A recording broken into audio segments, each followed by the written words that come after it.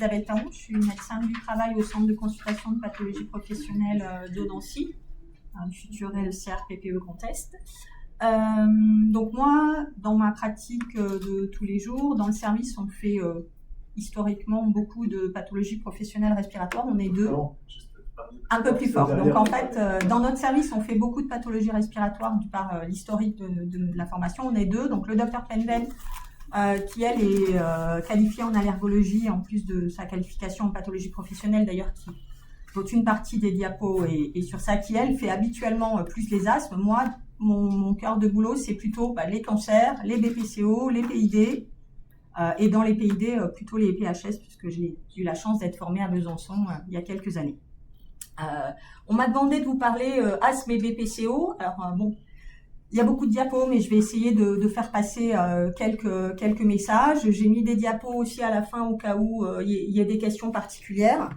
N'hésitez pas si vous trouvez qu'il y a certains points qu'on fait avancer.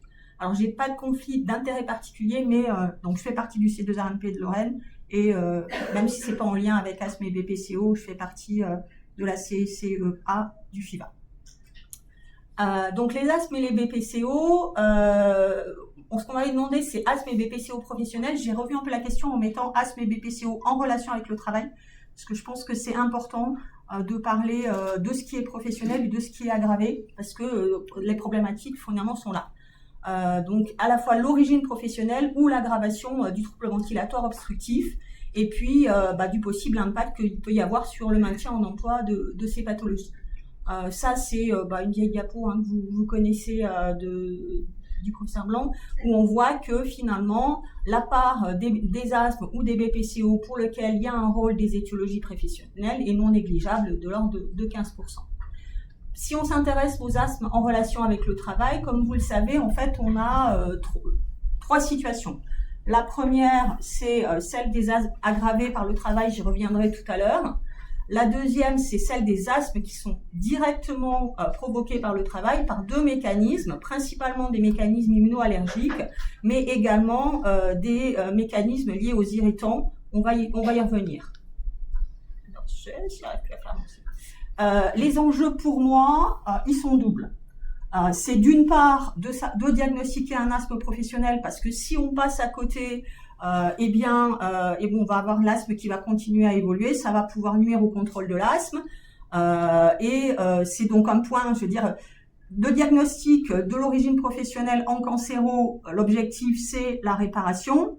Le diagnostic de l'origine professionnelle dans l'asthme, c'est la prise en charge, thérapeutique de l'asthme. Ça en fait complètement partie. Je dirais que l'enjeu est quand même pas tout à fait le même. Et à l'inverse, conclure parfois à tort à un asthme professionnel. On sait que quand on conclut à un asthme professionnel, souvent ça aboutit à théoriquement une éviction de l'exposition. En pratique, ça se traduit plutôt par une éviction de l'emploi. Et du coup, c'est important aussi de ne pas conclure par excès et de ne pas se retrouver avec des gens qui perdent leur boulot de manière injustifiée.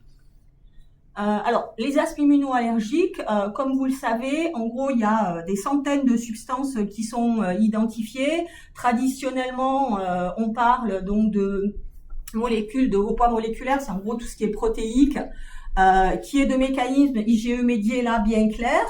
Et puis on a des mécanismes donc immunoallergiques avec des agents chimiques, mais qui sont moins bien compris et moins bien exploités. Pourquoi c'est important parfois de faire la différence? C'est parce qu'on n'a pas tout à fait les mêmes phénotypes et on n'a pas surtout tout à fait les mêmes facteurs de risque, à savoir que le terrain atopique, ça joue en lien avec les expositions à des agents de haut poids moléculaire, alors que sur les expositions aux agents de bas poids moléculaire, l'atopie, c'est pas en soi un facteur de risque. Donc bon, des choses que vous connaissez, les principaux allergènes de haut poids moléculaire, les céréales, tout ce qui est phanère d'animaux, tout ce qui est enzymes, latex, évidemment c'est pas exhaustif. Dans tout ce qui est immunoallergique de bas poids moléculaire, on va retrouver les isocyanates, des métaux, des biocides, qui nous posent pas mal de problèmes, les persulfates et la PPD en coiffure. Évidemment, là encore, la liste est pas exhaustive. Mais globalement, il y a plus de 400 substances qui sont identifiées, mais quand même, globalement, où qu'on regarde, et je vais vous montrer ensuite deux systèmes de repérage, il y a quand même un certain nombre d'allergènes, et je pense que dans vos consultations, entre guillemets, dans les nôtres, une fois qu'on a mis coiffeur, boulanger, et puis soignants et personnel d'entretien et de nettoyage, on a déjà, je dirais, la majorité de notre recueil de l'année qui est passé. De temps en temps, on a d'autres choses, notamment avec les problématiques des résines et des choses comme ça, notamment dans le BTP, mais coiffeur, boulanger, ménage et soignant, c'est vraiment, nous, les consuls ergo du jeudi, vendredi, c'est majoritairement ces métiers-là. Hein. Donc là, juste pour zoomer, donc le réseau SWORD, c'est les pathologies respiratoires au Royaume-Uni. Ils ont sorti un papier l'année dernière en fonction où ils ont classé les expositions. On va juste zoomer sur la partie asthme. Donc, vous voyez que au Royaume-Uni, la première cause d'asthme, c'est les isocyanates, suivi des farines, ensuite les poils d'animaux, la problématique des fuites de coupe, les enzymes, les poussières de bois, la colophane est en lien avec le soudage, et puis les produits de nettoyage. Globalement, si on regarde, là, c'est pas présenté par exposition, mais c'est présenté par métier, et finalement, c'est la même chose. Ce qu'on retrouve, ça, c'est les données du RNV3P dont Vincent vous en a parlé il y a 5 minutes. Et on retrouve la même chose, le métier du nettoyage, les boulangers, les coiffeurs, le soin, le bâtiment, avec notamment les résines, les laqueurs vernisseurs avec les isocyanates. Donc, globalement, c'est une majorité. Mais quand même, ce qu'il faut pas oublier, c'est que régulièrement, il peut y avoir des expositions, j'allais dire, non connues, non identifiées qui apparaissent. Bon, là, c'est un papier de quartier qui avait répertorié sur 6 ans les nouvelles étiologies qui étaient publiées. Nous, il y en a 1 ou 2 qui viennent de chez nous. Donc, des asthmes de bas poids moléculaire ou de haut poids moléculaire. Donc, moi, le message que j'avais envie de vous faire passer, c'est d'abord rechercher les expositions classiques. Effectivement, on est en coiffure, on va chercher persulfate et PPD. Mais faut garder quand même l'esprit ouvert. Et notamment, là, je trouvais que c'était intéressant. Il y a un certain nombre de salons qui commencent à dire on va passer sur autre chose, des produits plus bio, plus naturels. Bon, alors sachant que le bio, c'est-à-dire au poids moléculaire, conceptuellement, on se dit que c'est pas forcément anodin. Et effectivement, des publics, il y en a qui sortent avec des teintures qui sont pas des choses à base de PBD, il y en a. Donc voilà, il faut essayer de garder l'esprit un peu ouvert, mais globalement, la majorité de nos coiffeurs et coiffeuses qu'on voit dans le service, si on ne trouve pas les persulfates et le PPD, c'est quand même, ou la PPD, c'est quand même plus rare. Qu'est-ce que j'ai fait comme bêtise? Ah oui, j'ai pas mis le truc au bon endroit, le petit carré au bon endroit. On passe aux asthmes irritants. Les asthmes irritants, historiquement, ce qu'on a appris, c'était le syndrome de Brooks, de Monsieur Brooks, c'est-à-dire l'exposition massive aiguë. Ça, aujourd'hui, nous, on en a de temps en temps dans des situations accidentelles. Là, on est vraiment dans l'accident du travail. Mais par contre, ce qu'on voit en pathopro, c'est plutôt les autres phénotypes des asthmes induits aux irritants, c'est-à-dire non pas cette exposition massive, mais ces expositions à des facteurs irritants beaucoup plus répétés dans le temps, à des beaucoup plus faibles doses et qui sont parfois plus difficiles à identifier, mais tout aussi problématiques. Et puis, en gros, à partir du moment où une substance, elle a une capacité irritante, elle a une capacité à, si on répète l'exposition ou si on fait une exposition massive, à générer la survenue d'un asthme aux irritants. Je vous ai mis quelques... Et ce qui est intéressant, c'est que par exemple, les isocyanates, ça peut être à la fois le mécanisme immunoallergique ou le mécanisme irritant. C'est bien, c'est une totale, on double les risques.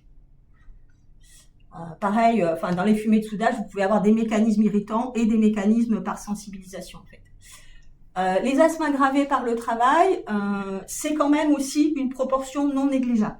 On en voit quand même régulièrement. Je pense que vous en avez tous dans vos patientèles. Les facteurs d'aggravation des asthmes non professionnels, c'est là encore tout ce qui peut être irritant.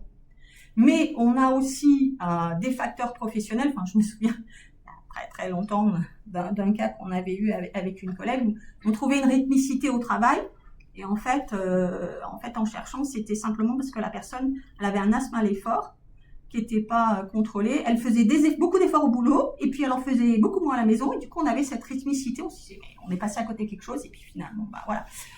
Les facteurs psychologiques, ça joue aussi. à la détérioration de tout ça. On verra, alors, asthme aggravé par le travail, ça ne veut pas dire qu'à partir du moment où on a eu un asthme avant de commencer à travailler, on ne peut pas pour autant avoir un vrai asthme professionnel. Je veux dire, on peut très bien avoir un asthme au départ non professionnel et ensuite se sensibiliser à quelque chose qui est professionnel. Simplement, essayer de faire la différence un peu entre les deux. Je vais vous montrer à la fin, c'est par rapport à la gestion et surtout par rapport au niveau d'exigence qu'on va avoir sur la suppression des expositions. On y reviendra à la fin de mon topo. La stratégie diagnostique en cas de suspicion d'asthme en relation avec le travail. Je n'ai pas regardé au niveau du timing où j'en suis dans les heures. 10 minutes, c'est bon. Ça c'est un papier que j'aime bien des Britanniques. Et c'est vrai que je trouve que les recommandations, elles sont bonnes. À partir du moment où un adulte travaille et a un asthme, on recherche systématiquement un asthme professionnel, notamment si y a une réapparition des symptômes, notamment si on n'arrive pas à contrôler l'asthme. Et à ce moment-là, on se pose la question de la rythmicité des symptômes et du travail. C'est quand même recommandé de ne pas se baser sur la simple plausibilité par rapport à ce que je disais tout à l'heure, c'est-à-dire à la fois les enjeux en termes de prise en charge, de supprimer la bonne exposition, de pas virer les gens de manière prioritaire. Ça veut dire aussi qu'il faut pas non plus. Alors évidemment, le patient qui s'est retrouvé à l'unité de soins intensifs de réanimation, on va peut-être pas le remettre tout de suite au boulot avec l'exposition. Mais quand il n'y a pas d'urgence comme ça, il faut savoir laisser les gens bosser. Parce que au niveau de la prise en charge et au niveau du diagnostic, le diagnostic, ça nécessite que les gens soient encore en milieu d'acte professionnel pour pouvoir faire les bilans, pour pouvoir aboutir au diagnostic. Et si on arrête, si on sort les gens trop tôt, en fait, on ne peut pas faire les bilans. Le principe général, confirmer l'asthme actif, on a quand même de temps en temps, nous, des gens qui ont une symptomatologie qui paraît assez, et puis on aboutit à des diagnostics de dysfonction des cordes vocales, de syndrome d'hyperventilation, je pense qu'on en a tous. Après, c'est caractériser l'environnement. Je crois que Léa dit, après tu parles du rôle du médecin du travail. C'est vraiment important, donc la caractérisation de l'environnement. À la fois sur les facteurs allergènes, les facteurs irritants, les facteurs d'aggravation dont on a parlé il y a 2 minutes. Et puis ensuite, la caractérisation de la rythmicité, je vais y revenir. Et puis, la problématique de la recherche d'une sensibilisation. Globalement, ça, c'est un algorithme qui est tiré du papier de Van den Plas que vous connaissez sûrement. La première étape, c'est confirmer l'asthme. Si on est dans la... Je sais pas s'il y a un petit machin. Ok, merci. Ok, la bonne situation, c'est la personne elle a un TVO réversible où on a une hyperactivité bronchique à la métacholine et on a une sensibilisation qui est prouvée. J'allais dire là, c'est bon, on n'a pas besoin d'aller chercher. Mais dans un bon nombre des cas, et notamment quand les patients, quand les patients sont plus au boulot, on peut avoir, nous en tout cas, on s'en sert d'ailleurs à l'inverse. Pour parfois montrer la rythmicité, on va le voir, on utilise le DEP, mais parfois on fait des recherches de métacholine en période où ils sont en activité et en période où ils sont pas en inactivité, et on voit bien que parfois les gens, alors nous on considère 2 paliers de variation, c'est-à-dire entre s'ils baissent leur seuil de 2 niveaux quand ils sont au boulot, le test passe en dessous de la baisse de 20%, 2 paliers plutôt de métacholine que quand ils sont pas en exposition, on considère que c'est positif, mais on a des patients, ils passent carrément d'un test à la métacholine qui devient négatif quand ils bossent pas ou quand ils bossent pas depuis un certain temps, et en fait quand ils sont exposés, on retrouve l'exposition. Donc ça c'est en fait la deuxième. Oh là, désolé, j'ai fait les bêtises, je suis complètement sortie. Je suis pas très douée avec le petit truc. Bon, je vais continuer pendant ce temps. Donc, en fait, l'étape d'après, si j'y arrive... Ah, mais non, mais c'est pas vrai. Je fais pas exprès. Promis. Ah, il s'est déchargé. Il est déchargé. Ah, d'accord. Ben, je vais faire avec les petits tours. Voilà, comme ça, on va s'éviter les ennuis. Donc, la deuxième étape... mince, oula. Oui, alors, non, voilà. Donc là, juste un petit mot sur la première étape où on a vu que finalement la recherche d'une sensibilisation, c'est les PRIC. Avec des solutions standardisées, il n'y en a pas tant que ça. Nous, on fait pas mal de PRIC avec les produits apportés. C'est-à-dire vraiment, en fait, on fait une première consulte. On fait le bilan de ce que fait la personne, quels sont les produits. On fait un inventaire. On récupère les fiches de données de sécurité des produits parce qu'on n'a pas le droit de priquer n'importe quoi, évidemment. Hein. De la même manière qu'en dermato, on met pas n'importe quoi pour les patchs. Et si les produits, on peut les tester, à ce moment-là, on teste pas mal avec les produits personnels parce que finalement, des solutions de produits pro standardisés, on n'en a pas tellement en fait. Par contre, à retenir, ça marche bien ça pour les hauts poids moléculaires. Ce qu'on fait aussi, par exemple, c'est des prick to prick avec, par exemple, la viande ou les choses comme ça. Ça nous arrive. C'est plutôt pour la dermato, pour les dermatoses en protéines. Mais ça nous arrive aussi de faire des trucs maison avec. Mais par contre, pour les bas poids moléculaires, enfin vraiment, le message c'est on les teste. Ça nous arrive, par exemple, pour les coiffeurs. On prend la solution de patch. Et en fait, on fait des pricks avec les solutions de patch. Et des fois, on a des sensibilisations qu'on arrive à montrer comme ça. Mais on le retient que dans un sens. C'est-à-dire, si c'est positif, on se dit, oh chouette, c'est bon, il se passe quelque chose. Mais si c'est négatif, voilà, on fait comme si on l'avait pas fait parce que la valeur prédictive négative sur des produits chimiques, en fait, elle est mauvaise. Hein. Je vais y arriver. Ah non, on a dit que ça marchait plus. Il faut que je fasse la souris. Bon, là, vous regarderez, hein, parce que j'ai déjà passé pas mal de temps. Donc, la fiabilité des dosages d'IgE, cette fois-ci, pour les hauts poids moléculaires, selon les substances, ça peut être relativement bon, puisque vous voyez que la sensibilité globale, elle est de l'ordre de presque 80%. Pour le bas poids moléculaire, c'est pareil, hein, les dosages d'IgE. Si c'est positif, on est content. Si c'est négatif, voilà, quoi. On a essayé, quoi. Mais ça donne pas grand chose. On en fait, on recherche, mais si c'est négatif, on conclut pas pour autant qu'il se passe rien. Et puis, le cœur d'une partie de notre boulot, c'est vraiment quand on n'a pas eu cette première étape où on a le trouble ventilatoire réversible et la preuve de la sensibilisation, on va essayer d'aller plus loin. Déjà, on va essayer d'essayer de mieux cerner quelle est l'exposition qui est en cause, et du coup, ça, c'est tout ce qui va servir par rapport à la rythmicité, donc les journaux de DEP, hein, donc ça, je pense que vous en prescrivez. Alors, c'est sûr que là, par exemple, pour faire un journal de suivi de DEP, il faut que la personne, elle soit au boulot.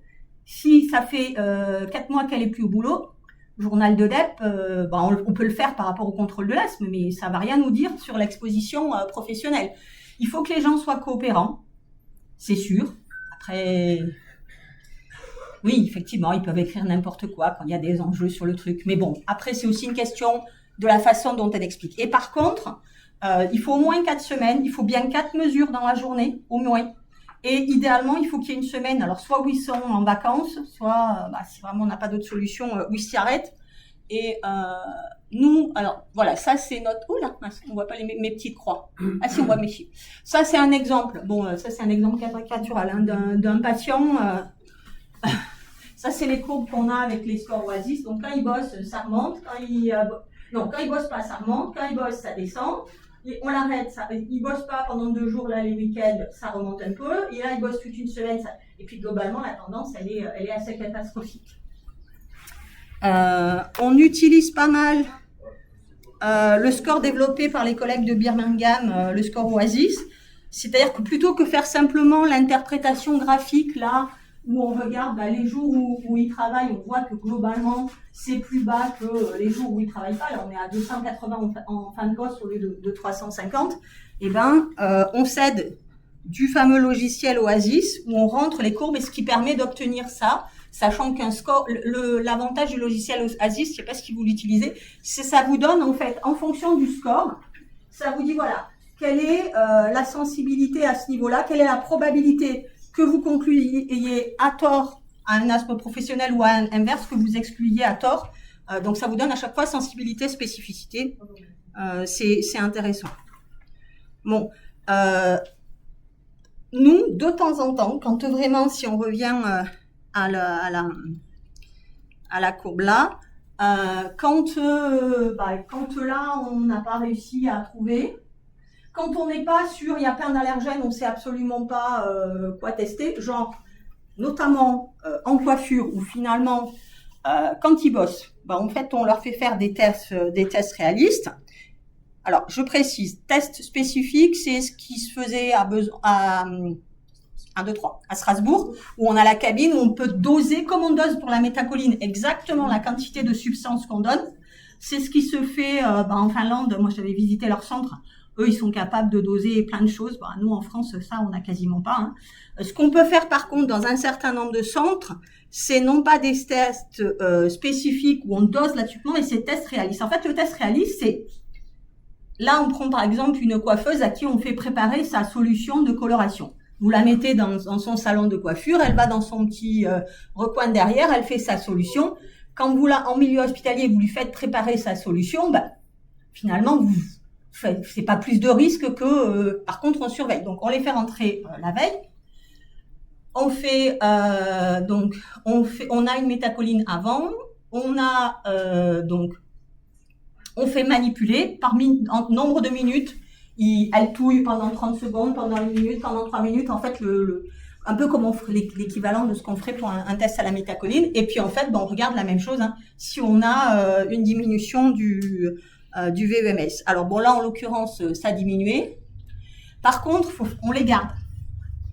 C'est-à-dire, on fait la test dans la journée, mais on les relâche pas après.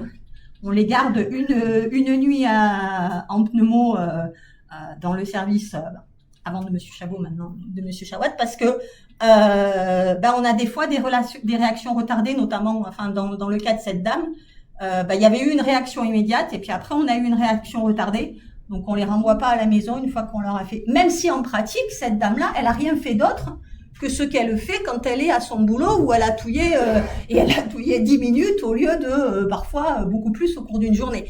Mais bon, en termes de responsabilité, c'est pas raisonnable de faire ça puis de les renvoyer, quoi.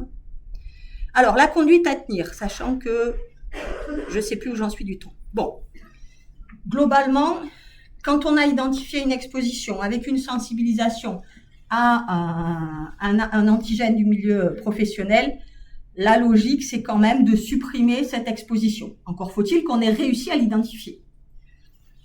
Et là, si on peut, on supprime l'exposition. Alors après, en pratique, une coiffeuse où on dit il faut supprimer les sulfates, voilà. Aménager le poste, en pratique, le salon, elle va pas manipuler, mais la collègue, elle est juste à 1 mètre et elle va le faire. Ça va quand même être difficile. Et en pratique, c'est clair on se retrouve souvent avec des gens qu'on réoriente. Dans l'industrie, parfois, c'est parfois plus facile, quand l'industrie est un petit peu plus grande, éventuellement d'envisager un changement de poste, mais quand on est en boulangerie, quand on est en coiffure, c'est quand même nettement plus problématique de supprimer l'exposition sans que ça aboutisse à, changer de métier. Je suis désolée, mais en pratique, c'est ce qui se passe. À garder quand même en mémoire que, par exemple, notamment en boulangerie, par contre, diminuer l'exposition avant qu'il soit sensibilisé, tout ce qu'on va pouvoir faire pour éviter qu'il soit exposé à des niveaux de farine plus importants, ça va éviter qu'on bascule dans la sensibilisation et dans l'asthme. Et là, il y a un rôle primordial des médecins du travail à ce niveau-là. Là, juste, je suis un petit peu à la bourre, donc on va avancer, mais c'est un papier intéressant, c'est une revue Cochrane, où ils ont regardé la différence dans la prise en charge entre on maintient l'exposition versus on la réduit. Bon, évidemment, quel que soit le paramètre qu'on utilise, obtenir que les gens n'aient plus de symptômes ou que leurs symptômes régressent ou que ça s'améliore au niveau du TBO ou que ça s'améliore au niveau du test de l'activité bronchique. Effectivement, entre les laisser ou le supprimer, il n'y a pas de secret, ça fonctionne. Entre maintenir au poste et simplement réduire, parfois ça peut quand même améliorer les choses. Mais c'est plus... Et après, la question qu'on se pose tous, c'est dans certaines expositions, est-ce que il y a vraiment un bénéfice entre complètement supprimer et parfois est-ce que juste réduire, ça suffirait pas? clairement, en tout cas, de manière globale, quand on regarde la revue Cochrane, là, c'est pas clair. Par contre, quand on est dans les bas poids moléculaires, je pense que là, il n'y a pas trop de secret. Il faut aller vers la suppression plutôt que la réduction. Sinon, ça marche quand même nettement moins bien. Par contre, et c'était l'intérêt d'avoir parlé au début des asthmes aggravés, alors ça, c'est une vieille publi, mais ça correspond quand même pas mal à notre expérience en pratique. C'est-à-dire que globalement, quand quelqu'un a vraiment, entre guillemets, on n'a pas trouvé de sensibilisation au niveau, et on a vraiment l'impression qu'on est plus dans l'aggravation, que finalement, il s'aggrave quand il est exposé à des irritants au boulot, mais il s'aggrave aussi quand il est exposé à des irritants dans sa vie de tous les jours, de manière à peu près similaire. Je veux dire, il faut pas non plus vouloir complètement supprimer l'exposition. Et là, par contre, réduire l'exposition aux irritants, ça peut permettre de maintenir au poste. Donc, l'intérêt d'essayer, quand on peut, c'est pas si simple que ça, de faire la différence entre asthme professionnel et asthme aggravé par le travail, c'est à mon avis, et c'était le message que je voulais vous faire passer, que dans l'asthme professionnel, à mon avis, il faut aller à la suppression de l'exposition. Dans l'asthme aggravé, la réduction de l'exposition aux irritants, ça peut permettre de passer un cap et de préserver à la fois la santé, mais aussi finalement la qualité de vie, les revenus et tout ce qui va avec de ce qui peut se passer dans ça. Je suis super à la bourre. Ça, on va passer. Hop. Les BPCO en relation avec le travail, simplement les messages à faire passer. BPCO en lien avec le travail, de toute façon, exposition gaz, vapeur, poussière, fumée, de manière générale, ça augmente le risque de BPCO. Après, il y a des expositions, on va dire, plus spécifiques pour lesquelles le risque de BPCO, il est prouvé, en milieu agricole avec les endotoxines, les moisissures, les farines, la silice, les fumées de soudage. Et puis, il y a de la même manière en pendant des métiers où le risque de BPCO, il est bien démontré, en agriculture avec des gradients différents selon les activités qu'on a. Dans les mines, c'est clairement identifié, en fonderie, dans le BTP et dans le textile. Mais il y a en fait, et c'est plutôt ça qu'il faut garder en tête, parce que ça, en général, on le connaît, on le sait, on l'a tous appris. Mais en fait, quand on commence à fouiller dans les papiers et qu'on regarde, en fait, des secteurs où il peut y avoir des expositions à gaz, poussière, vapeur, fumée et en gros à des irritants, il y en a tout plein. Et du coup, des secteurs d'activité à risque probable de BPCO, en fait, c'est quand même super large. Sachant que effectivement, les effets du tabagisme, ils vont se cumuler avec l'exposition. Et que du coup, ça veut dire que quand nos patients ils ont des BPCO et qu'ils travaillent encore, on leur dit d'arrêter de fumer, logique. Mais si on veut être logique aussi, il faudrait essayer aussi de réduire les expositions professionnelles. Il faut avoir le même raisonnement, il faut aller sur les deux volets. Et puis le dernier mot que je voulais vous faire passer, la BPCO chez les non-fumeurs, ça existe. Ça c'est que des publics, mais surtout la BPCO sur les non-fumeurs, cette publi je l'aime bien parce que si vous regardez, chez les hommes, ça donne pas forcément grand chose, mais chez les femmes il y a plein de secteurs qui sortent et ça rappelle quand même aussi ce qu'il y avait dans une autre publi il y a quelques années qui montre que finalement entre être un homme ou une femme à exposition égale, l'impact en termes de santé respiratoire il n'est pas le même. Il y a une petite inégalité. Donc, mesdames, le fait qu'on ait rattrapé les hommes pour le tabagisme, c'était déjà pas terrible. Mais en plus, à exposition professionnelle égale, entre guillemets, on a le risque de développer une BPCO professionnelle, elle est encore supérieure. Et en pratique, le diagnostic de la BPCO professionnelle, c'est beaucoup moins cadré que pour l'asthme. C'est une BPCO et une exposition à gaz, poussière, fumée, vapeur. Par contre, le pendant, c'est qu'autant il y a plein de possibilités de reconnaissance en maladie professionnelle dans les tableaux pour les asthmes, il y a quand même pas mal de choses qui peuvent rentrer. Autant pour la BPCO, en gros, il y a les tableaux des mines. Ils vont être revus, l'ANSES a sorti des recos l'année dernière pour modifier les tableaux. Ils vont probablement la première colonne, qui jusqu'à présent était quand même un peu, elle allait au-delà de la définition de la BPCO. En gros, elle demandait déjà un stade d'aggravation, puisqu'avec un VUMS diminué au moins de 30%. Je suis désolée, il y a des patients, ils ont déjà une BPCO, mais ils n'ont pas encore un VUMS qui a diminué de 30%. Ceux-là, pour l'instant, ils passaient pas. On espère que ça va changer. Il y a d'autres paramètres qui vont changer. Et parce que sinon, c'est plutôt dans des BPCO complications. Là, la bicinose, finalement, la BPCO dans le textile, il faut avoir sa bicinose avant pour pouvoir ensuite avoir sa BPCO. Mais ça aussi, ça devrait changer vu les recos qui ont été proposés par l'ANSES. Et puis un dernier point sur lequel je voulais attirer votre attention, c'est que le syndrome de chevauchement à ce BPCO, ça existe, mais juste à retenir que là, c'est donc en gros dans cette étude-là, les patients qui ont un asthme d'origine professionnelle, dans 50% des cas, ils ont en même temps une BPCO associée, alors que sur le reste du groupe, quand l'asthme il est d'origine non professionnelle, il est que dans 25%. Donc on peut quand même se poser la question de se dire que finalement, l'asthme en relation avec le travail, alors peut-être aussi parce qu'on a, intellectuellement c'est pas idiot, comme on a un certain nombre de facteurs d'exposition qui sont des facteurs d'asthme, mais aussi des facteurs de risque de BPCO, c'est pas non plus illogique qu'on ait plus souvent un syndrome de chevauchement, c'est pas complètement anecdotique. Mais par contre, pour vous, je pense qu'en termes de prise en charge, ça complique la prise en charge médicale. Et en tout cas, ce qui semblerait ressortir, c'est que l'évolution et la prise en charge, donc quand on a asthme en relation avec le travail et BPCO associé, ça complique un peu la vie. Je suis désolée, j'ai explosé le timing. Merci Isabelle. On a fait 30 minutes.